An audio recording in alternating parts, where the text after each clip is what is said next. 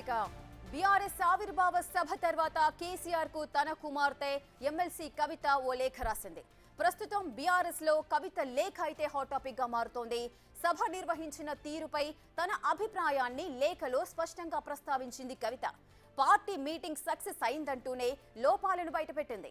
Positive feedback, negative feedback అంటూ రెండు పార్టులుగా లేఖ రాసింది కవిత. కవిత లేఖను బిగ్ టీవీ వెలుగులోకి తెచ్చింది.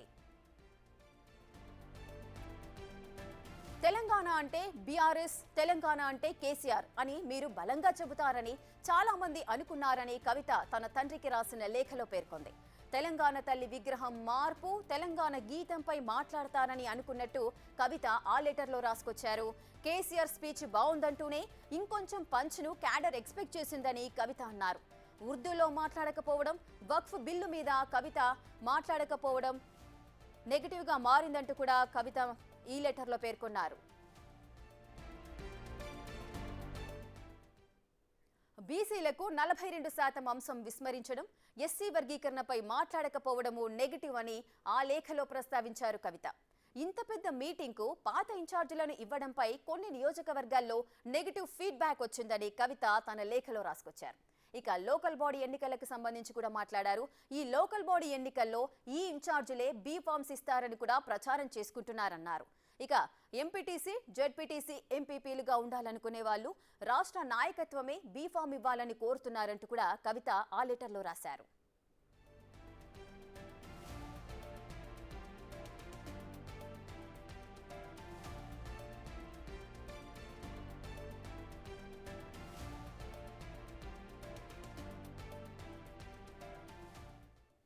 ఇక కొన్ని మార్పులను ముందే ఊహించవచ్చు, ఇంకొన్ని మార్పులను మనం అస్సలు ఊహించలేం. కొన్ని జరిగే కంటే ముందు కొన్ని సంకేతాలు కూడా వస్తుంటాయి. ఇప్పుడు గులాబీ దళంలో ఎమ్మెల్సీ కవిత లేఖ సంచలనంగా మారింది. తండ్రి పార్టీ అధ్యక్షుడైన కేసీఆర్ కు రాసిన లేఖ ఇప్పుడు బయటకొచ్చింది. ఆ లేఖలో అసలేముంది, దీనికి సంబంధించిన తాజా రాజకీయ పరిణామాలు, ఇష్యూస్ పై అసలు ఏం జరుగుతోందో దీనికి సంబంధించి కూడా మా input editor Pawan Kumar live లో అందిస్తారు. ఎస్ పవన్, అసలు ఈ లేఖను మనం ఏ విధంగా అర్థం చేసుకోవచ్చు? మాజీ ఎమ్మెల్సీ కవిత రాసిన ఈ లేఖలో టోటల్ గా సారాంశం ఏంటి? అందులో ఈ 6 పేజీల లేఖ ప్రస్తుతం తెలంగాణ రాష్ట్ర రాజకీయాలలో ప్రకంపనలు సృష్టిస్తుంది. ఇది ఒక కూతురు తన తండ్రికి రాసింది.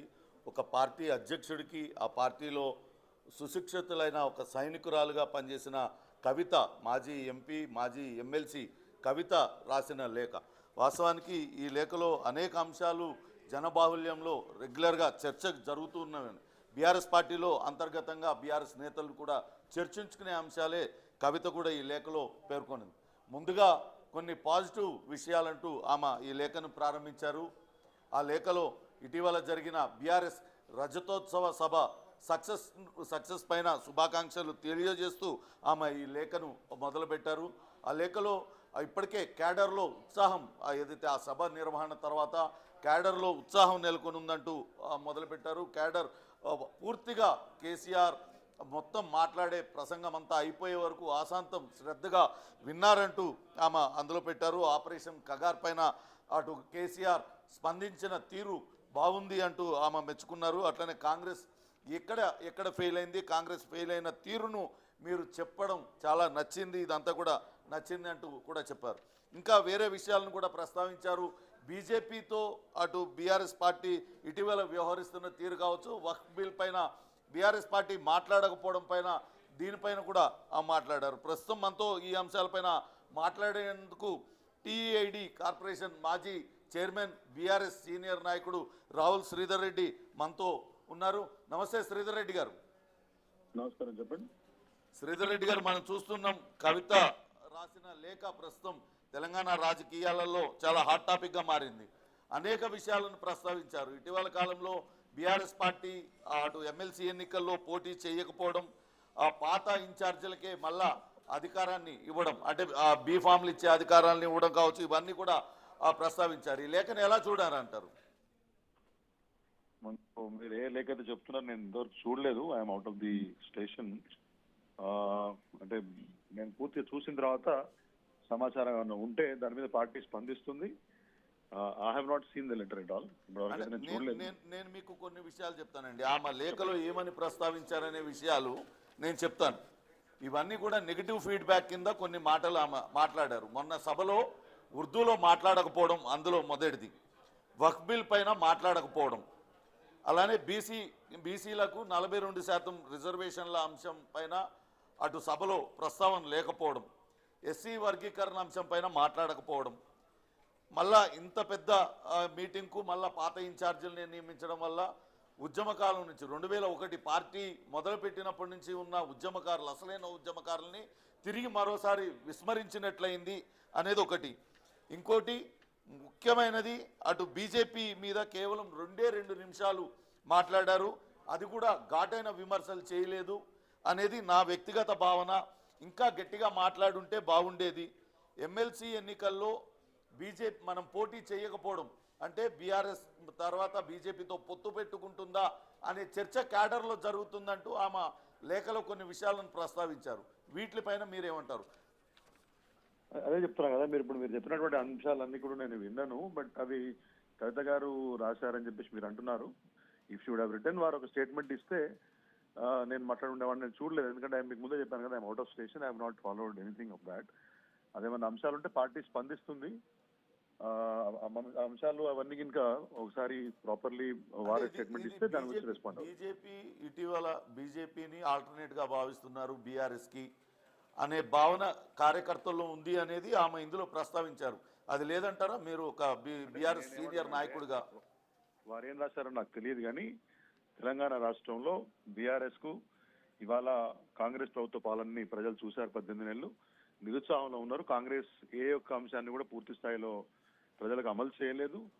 మంత్రివర్గంలో సమన్వయం లేదు. ప్రభుత్వం మీద ఈ పార్టీకి పట్టు లేదు. ఖచ్చితంగా గతంలో కేసీఆర్ గారి పాలన ఏదైతే 10 సంవత్సరాలు ప్రజలు చూసినరో, ఒక కొత్త తెలంగాణను ఎట్లా ఆవిర్భవించినరో, ఎట్లా సంక్షేమ అభివృద్ధి కార్యక్రమాలు బ్రహ్మాండంగా అయినాయో, తెలంగాణ సంపద పెరిగిందో, వ్యవసాయం నుంచి మొదలుపెట్టి పరిశ్రమల వరకు ఎట్లయితే తెలంగాణ రాష్ట్రాన్ని కేసీఆర్ అభివృద్ధి చేసిండ్రో అటువంటి పాలన కావాలని చెప్పేసి మళ్ళీ కోరుకుంటున్నమాట వాస్తవం.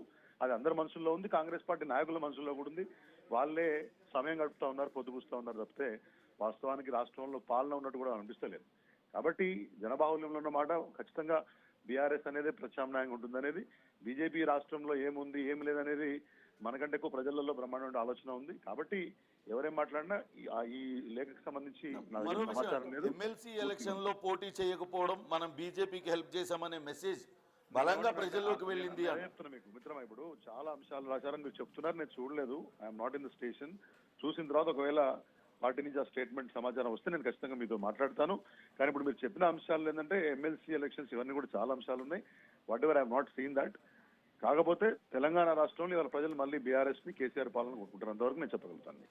ధన్యవాదాలు. అంటే బీఆర్ఎస్ క్యాడర్ లో ఉన్న మాటల్ని ఆమె కవిత ఆమె లేఖ రూపంలో విడుదల చేసింది అనేది ప్రధానంగా చర్చ జరుగుతుంది. పదే పదే మీరు అదే ప్రశ్న అడుగుతున్నాను, అదే చెప్తున్నాను. I have not seen the letter. ఒకసారి నేను చూస్తే సమాచారం వచ్చిన తర్వాత నేను మాట్లాడతాను. ఓకే అండి, థ్యాంక్ యూ. కవిత రాసిన ఈ లేఖ మాత్రం సంచలనం సృష్టిస్తుంది. వాస్తవానికి చాలా కాలంగా బీజేపీ బీఆర్ఎస్ పొత్తు పైన కావచ్చు, లేకుంటే బీఆర్ఎస్ బీజేపీకి బీ టీం అనే చర్చ పెద్ద ఎత్తున రాష్ట్రంలో జరుగుతుంది. ఇటీవల ఎంపీ ఎన్నికల్లో అటు బీజేపీ అనూహ్యంగా 8 సీట్లు గెలుచుకుంది. అదంతా కూడా బీఆర్ఎస్ ఓట్ బ్యాంక్ అంతా కూడా బీజేపీకి మళ్ళడం వల్లనే ఈ విజయం సాధ్యమైందంటూ పెద్ద ఎత్తున చర్చ జరిగింది. అదే విషయాలను ఇందులో కవిత చాలా స్పష్టంగా పేర్కొంది. ఎమ్మెల్సీ ఎన్నికల్లో పోటీ చేయకపోవడంతో అదంతా కూడా బీఆర్ఎస్ ఎమ్మెల్సీ అభ్యర్థులకు అవన్నీ కూడా ఓట్లు మళ్ళీ బీజేపీ అభ్యర్థులకు ఆ ఓట్లన్నీ కూడా మళ్ళీ ఇదే విషయాన్ని కాంగ్రెస్ పార్టీ ప్రజల్లోకి బలంగా తీసుకువెళ్ళింది.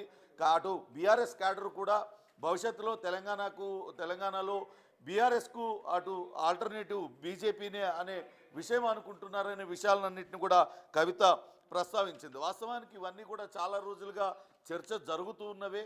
కానీ అటు బీఆర్ఎస్ పార్టీలో అటు సొంత కూతురు చాలా కీలకమైన నేత ఈ విషయాలన్నింటినీ ఒక లేఖ రూపంలో రాయడం, ఇవన్నీ కూడా కార్యకర్తల మనసులో ఉన్న అనేక అనుమానాలను ఆమె లేఖ రూపంలో రాయడం, ఇదంతా కూడా సంచలనంగా మారింది. ఇవన్నీ కూడా ఎప్పుడు కేసీఆర్ దృష్టికి ఏ సీనియర్ నాయకుడు తీసుకువెళ్ళలేని పరిస్థితి. ఈ సీనియర్ నాయకులకి గతంలో అధికారంలో ఉన్నప్పుడు ఎలానో మంత్రులకు కూడా ఎక్కడ కూడా వాళ్ళకి అనుమతి లేదు. కానీ ఇప్పుడు అధికారం కోల్పోయిన తర్వాత కూడా కేవలం కొద్ది మందిని సెలెక్టివ్గానే కలవడం, ఇదంతా కూడా తప్పుడు మెసేజ్ పోతుంది అంటూ నేరుగా కవిత తన తండ్రిని ఉద్దేశించి ఈ లేఖ రాయడం అనేది తెలంగాణ రాజకీయాల్లో కలకలం సృష్టిస్తుంది. రైట్. సో పవన్ అయితే ఈ ఆల్రెడీ బీఆర్ఎస్లో లుకలుకలు జరుగుతున్నాయి. పార్టీ అనగానే బీఆర్ఎస్ పార్టీ అనగానే 4 స్తంభాలు అంటూ కూడా కొన్ని పేర్లు అయితే బయటకు వస్తాయి. సో అందులో కవిత కూడా ఉంది. సో ఇప్పుడు కవిత ఈ లెటర్ రాయడం వల్ల బీఆర్ఎస్ శ్రేణుల నుంచి ఏదైనా రెస్పాన్స్ వస్తుందా? ఎవరైనా స్పందించే అవకాశాలు ఉంటాయా? ఇందాక శ్రీధర్ రెడ్డి గారు స్పందించడానికి కొంచెం డౌట్గా ఉన్నట్లుగా కనిపించారు. ఎందుకంటే నేను ఆ లెటర్ను చూడలేదు అంటున్నారు. ఈ లెటర్ బయటకు వచ్చి కూడా వైరల్గా మారుతున్న సందర్భాలు ఉన్నాయి. కానీ తాను చూడలేదు అని చెప్పారు. సో వాళ్ళు స్పందించడానికి వెనకడుగు వేస్తున్నారు అనుకోవచ్చా? ఖచ్చితంగా ఇటీవల కవిత చేసిన చిట్చాట్ని అందుకు ఉదాహరణగా చేసుకోవాలి. ఇటీవల తనపైన పార్టీలోనే దుష్ప్రచారం జరుగుతున్నప్పటికీ పార్టీ అగ్రశ్రేణి నాయకత్వం అంటే కేటీఆర్ కావచ్చు, హరీష్ రావు వీళ్ళెవరూ స్పందించలేదు. వాళ్ళ పేర్లు ప్రస్తావన తీయకపోవచ్చు, వాళ్ళ పేర్లు ఎక్కడ కూడా పలకకపోవచ్చు, కానీ తీవ్రమైన అసహనాన్ని వ్యక్తం చేసింది. తనపైన అసత్య ప్రచారం జరుగుతుంది, తాను ఒక కొత్త పార్టీ పెట్టబోతున్నానంటూ అటు సోషల్ మీడియాలో ప్రచారం జరుగుతున్నా బీఆర్ఎస్ అగ్రనాయకులు ఎవరు కూడా కనీసం ఖండించే ప్రయత్నం చేయలేదు. ఇది తనకు చాలా బాధ కలిగిస్తుందంటూ ఆమె ఆవేదన వ్యక్తం చేశారు. అంతేకాకుండా తనను అనగదొక్కడానికి ప్రయత్నిస్తే అంతే బలంగా లేస్తానంటూ కూడా చెప్పారు. అంటే ఇది ఎవరిని ఉద్దేశించి అంటున్నారు? మొదటి నుంచి కూడా అటు కవిత పైన కూడా రకరకాలైన ప్రచారాలు జరుగుతుంటాయి. ఆమె కొత్త పార్టీ పెట్టబోతున్నారు అనేది ఒకటి, మరొకటి ఆమెను రాజకీయాలలో ఆమె యాక్టివ్గా పార్టిసిపేట్ చేయకుండా కుటుంబ సభ్యులు నిలువరిస్తున్నారు, అంటే కేటీఆర్ నిలువరిస్తున్నాడు, కేటీఆర్కు కేసీఆర్ వంతపాడుతున్నారు అనే ఒక ప్రచారం కూడా పెద్ద ఎత్తున నడిచింది. అది నిజంగా వాస్తవమా కాదా అనేది పక్కన పెడితే ఇది బీఆర్ఎస్ కార్యకర్తల్లో కూడా పెద్ద ఎత్తున ప్రచారం జరిగింది. దానికి అనుగుణంగానే కవిత చేసిన వ్యాఖ్యలు కూడా కొంత దానికి తగ్గట్టుగానే ఉండడం, ఇవన్నీ కూడా కొంత సంచలనం కలిగిస్తున్నాయి. ఇప్పుడు ఈ లేఖ మొన్న బీఆర్ఎస్ సభ, ఆవిర్భావ సభ, రజతోత్సవ సభ అంత విజయవంతం అయిన తర్వాత కవిత ఈ లేఖ రాయడం, అందులో పాజిటివ్ విషయాలను కొన్ని మాత్రమే ప్రస్తావించారు, 4-5 మాత్రమే ప్రస్తావించారు. కానీ అటు మొత్తం క్యాడర్ అనుకుంటున్నవన్నీ కూడా ఏ సీనియర్ నాయకుడు కూడా కేసీఆర్ ముందుకెళ్ళి చెప్పడానికి సాహసించని విషయాలన్నింటినీ కూడా నెగిటివ్ ఫీడ్బ్యాక్ని ఆమె ఇవ్వడం, నేతల్ని ఇప్పుడైనా కలవండి అంటూ ఆమె సూచనల చెప్పడం, ఇవన్నీ కొంత రాజకీయంగా కొంత సంచలనం సృష్టిస్తున్నాయి. దీని మీద మరి బీఆర్ఎస్ పార్టీ అగ్రనేతలు కేటీఆర్ కావచ్చు, హరీష్ రావు ఏ రకంగా స్పందిస్తారు? కవిత ప్రస్తుతం విదేశీ పర్యటనలో ఉంది, రేపు స్వదేశానికి రాబోతున్నారు, వచ్చినాక ఆమె ఏ రకంగా స్పందిస్తారు? ఇవన్నీ కూడా వేచి చూడాల్సిన అంశాలు. రేఖ. ఎస్ పవన్, అదేవిధంగా ఈ మధ్య కాలంలో జరిగిన ఇష్యూస్ని కొన్ని మనం అబ్జర్వ్ చేసుకున్నట్లయితే అటు కేటీఆర్ హరీష్ రావు ఇంటికి వెళ్ళి హరీష్ రావు తండ్రికి ఆరోగ్యానికి సంబంధించి మాట్లాడడము, అదేవిధంగా అటు కాళేశ్వరంకి సంబంధించిన నోటీసులు ఇష్యూ అయినప్పుడు అటు కేసీఆర్ అదేవిధంగా హరీష్ రావు ఇద్దరూ కలిసి కూడా ఫామ్ హౌస్లో మీటింగ్ పెట్టుకోవడాలు, సో ఇవన్నీ కూడా జరుగుతూనే ఉన్నాయి. ఇప్పుడు ఈ టైంలో కవిత ఈ లెటర్ రాయడానికి గల కారణాలు ఏంటి? ఎందుకు రాయాల్సి వచ్చింది? తండ్రి అదేవిధంగా బీఆర్ఎస్ అధినేత కాబట్టి డైరెక్ట్గా వెళ్ళి మాట్లాడే అవకాశం కూడా ఉంటుంది. సో ఈ లెటర్ రూపంలో ఎందుకు తీసుకొచ్చింది? దీన్ని ఏ విధంగా చూడాలి? అంటే బీఆర్ఎస్ పార్టీ సుప్రీం అంటే కేసీఆర్ చెప్పింది అక్కడ వేదవాక్కు. ఆ పార్టీలో ఆయనకి ఎదురు చెప్పడానికి కానీ ఆయనకి సలహాలు సూచనలు ఇచ్చే ధైర్యం కూడా ఆయనతో పార్టీ పెట్టిన 2001 నుంచి ఆయనతో ప్రయాణిస్తున్న సీనియర్ నేత మధుసూదనాచారి లాంటి వాళ్ళు, కర్ణె ప్రభాకర్ లాంటి వాళ్ళు, వాళ్ళందరూ పార్టీ ఆవిర్భావం మొదటి రోజు నుంచి కూడా ఉన్నారు. వాళ్ళు కూడా ఎప్పుడు కూడా ఇటువంటివి చెప్పే ధైర్యం చేయరు. కానీ సొంత కొడుకు అటు కేటీఆర్ కావచ్చు, హరీష్ రావు వేలు విడిచిన మేనమామ కాదు, నన్ను వేలు పట్టుకొని నడిపించిన మామ, నాకు ఆయనంటే అంత గౌరవం అని చెప్తారు. వీళ్ళు కూడా ఎప్పుడు కూడా ఇటువంటి విషయాలు పార్టీలో అంతర్గతంగా జరుగుతున్న లుకలుకలు కావచ్చు, లేకుంటే బయట జనం ఏమనుకుంటున్నారు, మన మీద వ్యతిరేకత వస్తుంది, లేకుంటే మన మీద ఆదరణ పెరుగుతుంది, ఇటువంటి విషయాలు ఎప్పుడు కూడా కేసీఆర్తో చర్చించిన సందర్భాలు లేవనే భావించాల్సి ఉంటుంది. ఎందుకంటే కేసీఆర్ స్వయంగా ఆయనే అపర రాజకీయ చాణక్యుడు. ఆయన తీసుకునే అనూహ్య నిర్ణయాలతో పార్టీని అత్యంత వేగంగా పార్టీని ఎదిగేలా చేశారు. ఒక కళ అనుకున్న ఒక స్వరాష్ట్రాన్ని ఆయన సాధించారు. అటువంటి వ్యక్తికి వెళ్ళి ఇటువంటి సలహాలు సూచనలు ఇవ్వడం అనేది అది ఎవరు కూడా సాహసించని పని. అందుకే బహుశా కవిత లేఖ రూపంలో రాసి ఉండొచ్చు. ఇది పార్టీ కోసమే, పార్టీ మంచి కోసమే అని ఆమె చెప్తూ ఉంది. భవిష్యత్తులో వీటిపైన కూడా మాట్లాడి ఉంటే కొంతవరకు బాగుండేది. ఈ అంశాలను కూడా మనం మరుగున పడేయకుండా వీటిని కూడా ఖచ్చితంగా తీసుకోవాల్సిన విషయం ఉంది. ఇప్పటికే కాంగ్రెస్ పార్టీ బీసీ రిజర్వేషన్ అంశంతో కొంత బీసీ జనాలలో బాగా వెళ్ళిన నేపథ్యంలో మొదటి నుంచి కూడా బీసీల అంశంపైన కవిత ఒక్కతే మాట్లాడుతుంది. ఆ పార్టీలో ఇంకెవరు కూడా మాట్లాడలేదు. ఇటువంటి అంశాలను కనుక తీసుకున్నట్లయితే పార్టీకి కొంత మేలు జరుగుతుంది. అట్లనే వక్ఫ్ బిల్ పైన కూడా మాట్లాడకపోవడం అనేది మొదటి నుంచి కూడా కేసీఆర్ బీఆర్ఎస్ పార్టీ అటు ముస్లిం మైనారిటీలకు కొంత సపోర్ట్గా అనుకూలంగా ఉంది. ముస్లిం మైనారిటీలు కూడా కాంగ్రెస్ అటు కేసీఆర్ పార్టీ బీఆర్ఎస్ను అంతే ఓన్ చేసుకున్న పరిస్థితి. వక్ఫ్ బిల్ పైన మాట్లాడకపోవడం కూడా అది తప్పుడు సంకేతం పోతుంది. ఖచ్చితంగా దానిపైన అంశాల వారీగా దానిపైన మాట్లాడాల్సి ఉండేది అంటూ కూడా ఆమె పార్టీ సుప్రీం కేసీఆర్ దృష్టికి తీసుకొచ్చింది. నేరుగా ఇవన్నీ చెప్పలేకనే ఈ లేఖ రాసి ఉంటారని అనుకోవాల్సి ఉంటుంది. ఏదేమైనప్పటికీ ఈ లేఖ పైన బీఆర్ఎస్ నేతలైతే ఇప్పటివరకు ఎవరు కూడా స్పందించలేదు. బహుశా రేపు స్పందించే అవకాశం ఉంటుంది. అట్లనే కవిత కూడా విదేశాల్లో ఉన్న నేపథ్యంలో ఆమె రేపు స్వదేశానికి వచ్చిన తర్వాతే ఈ అంశం పైన స్పందించే అవకాశం ఉంటుంది. రేఖ right, thank you Pavan, thanks for the live details. రెటిక కొన్ని మార్పులను ముందే ఊహించవచ్చు, ఇంకొన్ని మార్పులను అస్సలు ఊహించలేం.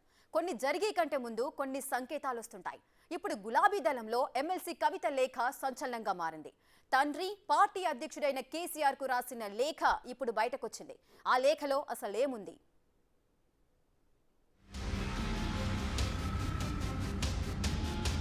బీఆర్ఎస్ లో ఏం జరుగుతుంది? ఈ ప్రశ్నలకు ఎమ్మెల్సీ కవిత కేసీఆర్ కు రాసిన లేఖ ద్వారా చాలా జవాబులు వచ్చినట్లే. గత కొన్ని రోజులుగా నియోజకవర్గాలు చుట్టూ వచ్చిన కవిత పార్టీ క్యాడర్ లీడర్షిప్ ఏమనుకుంటుందో అవే విషయాలు చెబుతున్నాను అంటూనే పార్టీకి కొన్ని సూటి ప్రశ్నలనే సంధించారు. అందులో కీలకమైనవి సామాజిక తెలంగాణ సాధనలో మహిళా సమానతలు 10 ఏళ్లలో అనుకున్నంత ముందుకు వెళ్ళలేకపోయామన్న డైలాగ్తో గులాబీదళం ఇరకాటంలో పడింది. ప్రత్యర్థి పార్టీలు కూడా ఇదే క్వశ్చన్ చేశాయి. రైట్, కేసీఆర్ కు కవిత కొన్ని రోజుల క్రితమే రాసినట్లుగా చెబుతున్న లేఖ తాజాగా బయటకొచ్చింది. ఇప్పటికే బీజేపీ, కాంగ్రెస్ నేతలు లేఖ ద్వారా ఏం చెప్పారో బయటకు చెప్పాలని డిమాండ్ చేశారు కూడా. అయితే ఇప్పుడు ఆ లేఖ చుట్టూ కొత్త రాజకీయ చర్చ జరుగుతోంది. బీఆర్ఎస్ ఆవిర్భావ సభ తర్వాత కేసీఆర్ కు ఆయన కుమార్తె ఎమ్మెల్సీ కవిత ఓ లేఖ రాశారు. సభ నిర్వహించిన తీరుపై తన అభిప్రాయాన్ని లేఖలో స్పష్టంగా ప్రస్తావించారు కవిత. పార్టీ మీటింగ్ సక్సెస్ అయిందంటూనే లోపాలను బయటపెట్టారామె. పాజిటివ్ ఫీడ్బ్యాక్, నెగిటివ్ ఫీడ్బ్యాక్ అంటూ 2 పార్టులుగా లేఖ రాశారు. తెలంగాణ అంటే బీఆర్ఎస్, తెలంగాణ అంటే కేసీఆర్ అని మీరు బలంగా చెప్తారని చాలా మంది అనుకుంటున్నారని కవిత తన తండ్రికి రాసిన లేఖలో పేర్కొన్నారు. తెలంగాణ తల్లి విగ్రహం మార్పు, తెలంగాణ గీతంపై మాట్లాడతారని అనుకున్నట్టు కవిత రాసుకొచ్చారు. కేసీఆర్ స్పీచ్ బాగున్నట్టుని ఇంకొంచెం పంచ్ను క్యాడర్ ఎక్స్పెక్ట్ చేసిందని కవిత తెలిపారు. ఉర్దూలో మాట్లాడకపోవడం, వక్ఫ్ బిల్లు మీద మాట్లాడకపోవడం నెగిటివ్ అయిందన్నారు కవిత. బీసీలకు 42% అంశం విస్మరించడం, ఎస్సీ వర్గీకరణపై మాట్లాడకపోవడం నెగిటివ్ అని లేఖలో ప్రస్తావించారామె. ఇంత పెద్ద మీటింగ్ కు పాత ఇన్ఛార్జీలను ఇవ్వడంపై కొన్ని నియోజకవర్గాల్లో నెగిటివ్ ఫీడ్బ్యాక్ వచ్చిందని, లోకల్ బాడీ ఎన్నికల్లో ఈ ఇన్ఛార్జీలే బీఫామ్స్ ఇస్తారని ప్రచారం చేసుకుంటున్నారన్నారు. ఎంపీటీసీ, జెడ్పీటీసీ, ఎంపీపీలుగా ఉండాలనుకునే వాళ్ళు రాష్ట్ర నాయకత్వమే బీఫామ్ ఇవ్వాలని కోరుతున్నారని కవిత తన లెటర్లో రాశారు. అంతేకాదు, కేసీఆర్ ఆవిర్భావ సభ స్టేజ్ పైకి వచ్చేలోగా 2001 నుంచి ఉన్న నేతలతో మాట్లాడించి ఉండాల్సిందన్నారు. ధూమ్ధామ్ కార్యకర్తలను ఆకట్టుకోవడంలో ఫెయిల్ అయిందన్నారు. బీజేపీ మీద కేసీఆర్ 2 నిమిషాలే మాట్లాడాన్ని ప్రత్యేకంగా ప్రస్తావించడం కూడా చర్చనీయాంశమైంది. భవిష్యత్తులో బీజేపీతో పొత్తు పెట్టుకుంటారన్న ప్రచారాన్ని చాలా మంది మొదలు పెట్టారన్న విషయాన్ని కేసీఆర్ దృష్టికి తీసుకెళ్లారు. ఇంకొంచెం బీజేపీని టార్గెట్ చేయాల్సిందేమో డాడీ అని లేఖలో రాసుకొచ్చారు. ఎమ్మెల్సీ ఎన్నికల్లో పోటీ చేయకుండా బీజేపీకి హెల్ప్ చేశామన్న మెసేజ్ను కాంగ్రెస్ జనంలోకి బలంగా తీసుకెళ్లిందన్న మాట రాశారు. అన్ని చెప్పాక పెద్ద లేఖ రాసినందుకు క్షమించాలని ప్రత్యేకంగా కవిత కోరారు. అంతేకాదు, జెడ్పీటీసీ, జెడ్పీ చైర్మన్, ఎమ్మెల్సీ స్థాయి నేతలు మిమ్మల్ని కలిసే అవకాశం దొరకడం లేదని బాధపడుతున్నారన్నారు. అందరికీ అందుబాటులో ఉండాలని కేసీఆర్ కు కవిత కోరడం కూడా ఇప్పుడు బిగ్ డిబేట్ కు దారితీసింది. నిజానికి కేసీఆర్ కు కవిత రాసిన లేఖపై ఇదివరకే కాంగ్రెస్, బీజేపీ నేతలు రియాక్ట్ అయ్యారు. అందులో ఏం రాశారో చెప్పాలన్నారు. మొన్నటికి మొన్న బీజేఎల్పీ నేత మహేశ్వర్ రెడ్డి ఓ కీ కామెంట్ చేశారు. బీఆర్ఎస్ ఎల్పీ 2గా చీలబోతుందన్నారు. రజతోత్సవం మొత్తం కేసీఆర్, కేటీఆర్ నిర్వహించారని, కవిత, హరీష్ రావు డమ్మీగా మారిపోయారన్నారు. పేరుకే వర్కింగ్ ప్రెసిడెంట్ అయిన కేటీఆర్ ప్రెసిడెంట్ గా వ్యవహరిస్తున్నారన్నారు మహేశ్వర్ రెడ్డి. వైఎస్ జగన్ పై షర్మిల ఎలాగైతే ఎదురుదాడి తిరిగారు, కేటీఆర్ పై కూడా కవిత పరిస్థితి కూడా అలాగే ఉందన్న చర్చ బీఆర్ఎస్ లోనే జరుగుతుందన్నారు. వీటికి తోడు ఇటీవల ములుగు జిల్లాలో సోదమ్మలతో సోది జోస్యం చెప్పించుకున్నారు కవిత. అందులో కవిత సీఎం అవుతారని జోస్యం చెప్పారు. ఆ విషయం కూడా హాట్ టాపిక్ అయింది. కవిత బీసీల గురించి చాలా మీటింగ్స్ పెట్టారు. అక్కడ ఆమె అనుచరులు సీఎం అంటూ నినాదాలు చేశారు. ఇప్పుడు కవిత ఏ నియోజకవర్గం వెళ్లినా ఆమె అనుచరగణం సీఎం అంటూ స్లోగన్స్ ఇస్తున్నారు. ఇప్పుడు ఈ లేఖతో ఒక్కో క్లారిటీ వస్తున్నట్లే అంటున్నారు.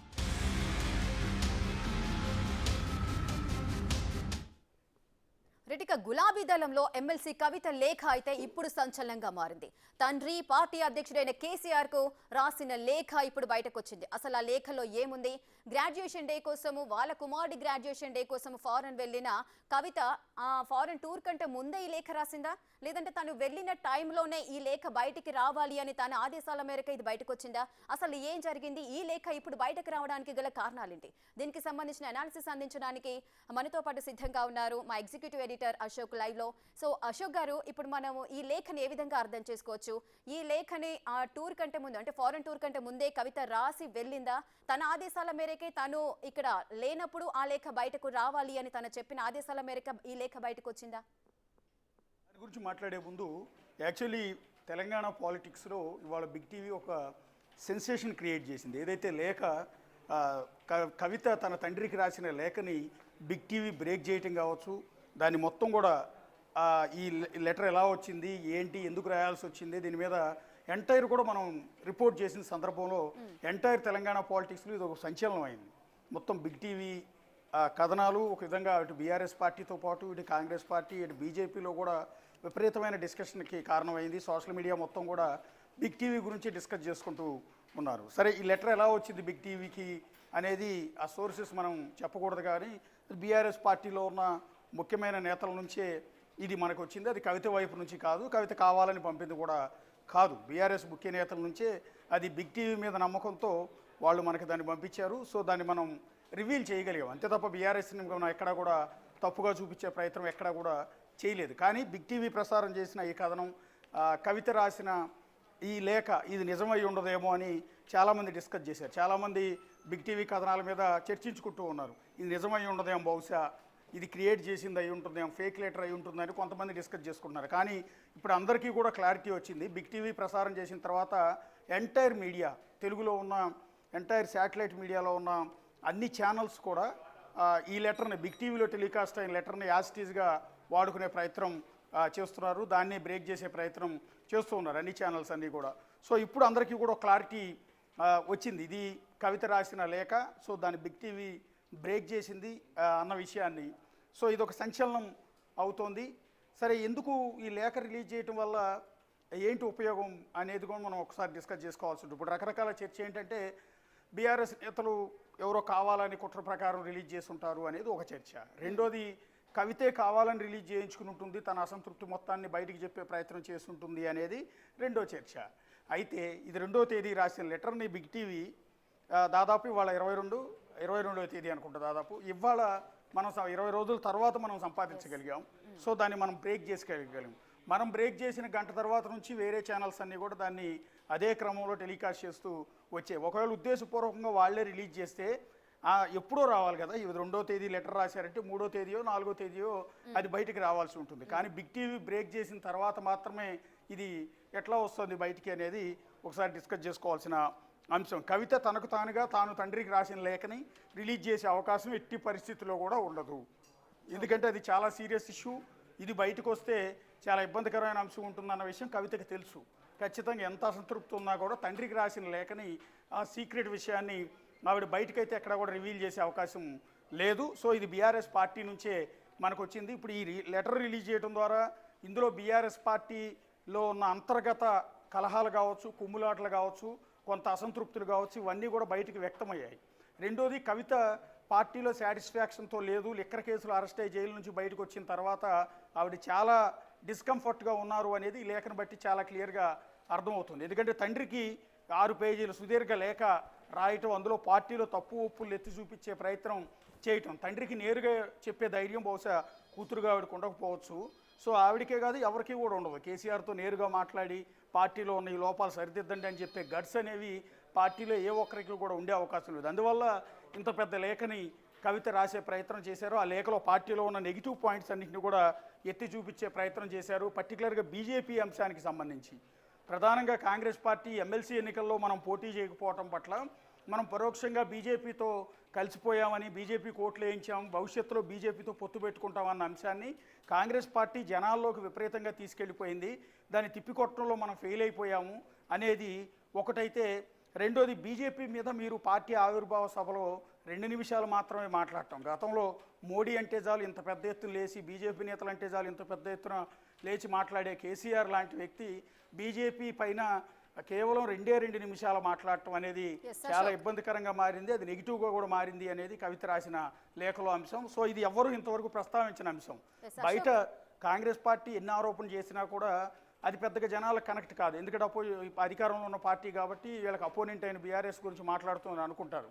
కానీ వాళ్ళ కవితే అదే పాయింట్ని ప్రస్తావించడంతో భవిష్యత్తులో బీజేపీ బీఆర్ఎస్ మధ్య నిజంగానే పొత్తుంటుందా అన్న ప్రచారానికి మరింత బలం చేకూరేలా ఈ లెటర్ అయితే కనిపిస్తోంది. ఎస్ అశోక్, అయితే బీఆర్ఎస్ ఎమ్మెల్సీ కవిత అయితే ఎప్పుడు కూడా తన తండ్రికి లేదా మాజీ సీఎం కేసీఆర్ కు వ్యతిరేకంగా వెళ్ళిన సందర్భాలు అయితే ఎప్పుడూ కనిపించలేదు. వెన్నంటే ఉండి నడిచిన పరిస్థితి ఉంది. ఇప్పుడు ఉన్నట్లుండిగా ఈ విధమైన లెటర్ రాయడం, దాంట్లో పాజిటివ్ పాయింట్స్ అనుకుంటూ నెగిటివ్ పాయింట్స్ అనుకుంటూ కూడా ఇంత బ్రీఫ్గా లెటర్ రాశారు. అంటే దీని తర్వాత కవిత స్టెప్స్ ఏ విధంగా ఎటువైపు వెళ్తాయా అనే ఆలోచనలో కూడా అందరూ ఉన్నారు. అంటే పార్టీ మారే యోచన ఏదైనా కవిత చేస్తున్నారా? దీని గురించి కూడా కొంత చర్చ అయితే జరుగుతోంది. ఆ కోణంలో ఖచ్చితంగా, ఎందుకంటే జైలుకి వెళ్ళి వచ్చిన దగ్గర నుంచి కూడా పార్టీలో కవిత డిస్కంఫర్ట్గానే ఉన్నారు అనేది స్పష్టంగా అర్థమవుతుంది. తన మీద రీసెంట్గా ఆవిడ కొత్త పార్టీ పెట్టబోతున్నారని, తెలంగాణ ప్రజా సమితి అని కొత్త పార్టీ పేరును కూడా కొంతమంది సోషల్ మీడియాలో వదిలేశారు. సో బీఆర్ఎస్కి వ్యతిరేకంగా, తండ్రికి వ్యతిరేకంగా కూతురు పార్టీ పెడుతుందా అన్న చర్చ కూడా తెలంగాణలో విపరీతంగా సాగింది. ఒకవేళ పెట్టినా కూడా సస్టైనబిలిటీ ఎంతవరకు అన్న డిస్కషన్ కూడా నడిచింది. ఎందుకంటే అక్కడ జగన్కి పోటీగా షర్మిల కూడా ప్రస్తుతం కాంగ్రెస్ పార్టీలో ఉన్నారు. ఆవిడ తెలంగాణలో ఒక పార్టీ పెట్టారు, ఆ పార్టీని తర్వాత విలీనం చేశారు కాంగ్రెస్ పార్టీలో. అది సక్సెస్ కాలేదు అన్న చర్చ ఉంది. ఈ నేపథ్యంలోనే ఇప్పుడు కవిత కూడా సొంతంగా పార్టీ పెట్టే అంత సాహసం చేస్తుందా, చేసినా అది వర్కౌట్ అవుతుందా, తెలంగాణ ప్రజలు యాక్సెప్ట్ చేస్తారా అన్న డిస్కషన్ కూడా విపరీతంగా సాగింది. ఇదే క్రమంలో కవిత రీసెంట్గా మీడియాతో చిట్ చాట్లో కూడా ఇదే అసంతృప్తిని వెళ్ళగక్కింది. నా మీద దుష్ప్రచారం చేసిన, అది లిక్కర్ కేసులో కావచ్చు, ఆ పార్టీ కొత్త పార్టీ పెట్టే విషయంలో కావచ్చు, నా మీద పదే ఇష్టం వచ్చినట్టు దుష్ప్రచారం చేస్తున్నా కూడా పార్టీ వైపు నుంచి ఎవరు కూడా మాట్లాడట్లేదు, ఎవరూ ఖండించట్లేదు అంటూ తన అసంతృప్తిని మీడియా ముందు వ్యక్తం చేసే ప్రయత్నం చేశారు కవిత. అంటే ఆవిడ చాలా ఇన్కంఫర్ట్గా ఉన్నారు జైలుకి వెళ్ళి వచ్చినప్పటి నుంచి కూడా. ఎందుకంటే ఆవిడ పార్టీ కూడా ఆవిడ సేవలను పెద్దగా వినియోగించుకోవట్లేదు. ఎన్నికల సమయంలో కూడా ఎన్నికల్లో ఓటమిలో కవిత జైల్లో ఉండటం, లిక్కర్ కేసులో ఆవిడ మీద వచ్చిన ఆరోపణలు కూడా పార్టీని చాలా దారుణంగా కోలుకోలేని దెబ్బ తెలంగాణలో తీసేయటంలో అందరికీ కూడా క్లారిటీ ఉంది. అందుకని ఎన్నికల్లో ఆవిడ ప్రస్తావన ఎక్కడా కూడా తీసుకురాలేదు. ఎందుకంటే కాంగ్రెస్ పార్టీ లిక్కర్ అంశాన్ని జనాల్లోకి తీసుకెళ్లే ప్రయత్నం చేసింది. బీజేపీ ఈ లిక్కర్ కేసులో కవిత అంశాన్ని, అరెస్ట్ అయిన అంశాన్ని జనాల్లోకి విపరీతంగా తీసుకెళ్లే ప్రయత్నాలు చేశారు. అది పార్టీకి చాలా తీవ్రమైన నష్టం చేకూర్చిన నేపథ్యంలో ఆవిడ జైలు నుంచి వచ్చిన తర్వాత పార్టీలో అనుకున్నంత, గతంలో ఉన్నంత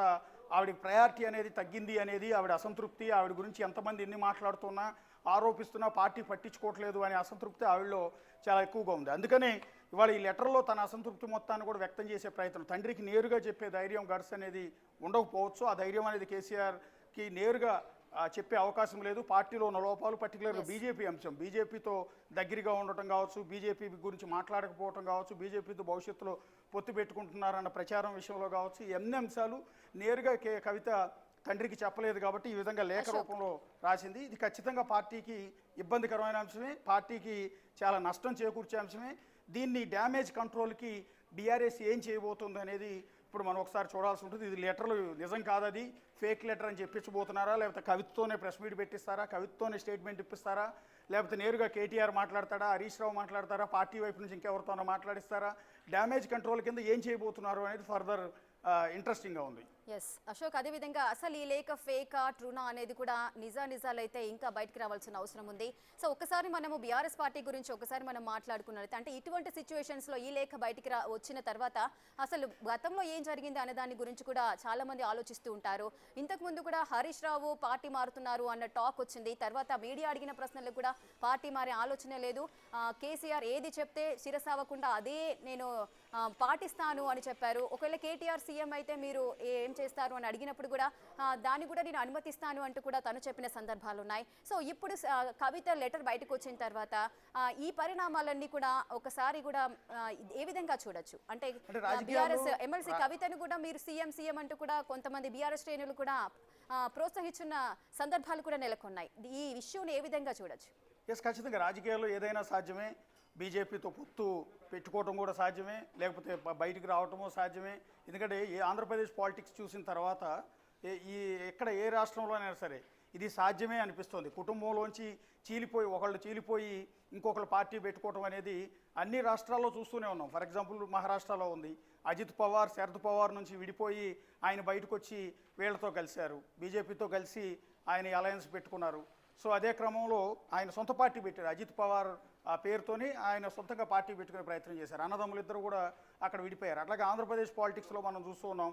జగన్మోహన్ రెడ్డి ఆయన ఒక పార్టీ అధ్యక్షుడిగా ఉంటే ఆయన చెల్లి షర్మిల ఆవిడ తెలంగాణలో సపరేట్గా ఒక పార్టీ పెట్టారు, దాన్ని కాంగ్రెస్లో విలీనం చేశారు. ప్రస్తుతం కాంగ్రెస్ కంటే తన అన్నకి వ్యతిరేకంగా ఆవిడ ఇప్పుడు కాంగ్రెస్ పార్టీ అధ్యక్షురాలుగా ఉన్నారు. మొన్నటి ఎన్నికల్లో తన సొంత అన్నకి వ్యతిరేకంగా ఎన్నికల్లో ప్రచారం చేశారు. జగన్ ఘోరమైన ఓటమికి ఆంధ్రప్రదేశ్లో జగన్ ఘోర ఓటమికి షర్మిల ప్రచారం కూడా ఒక కారణం.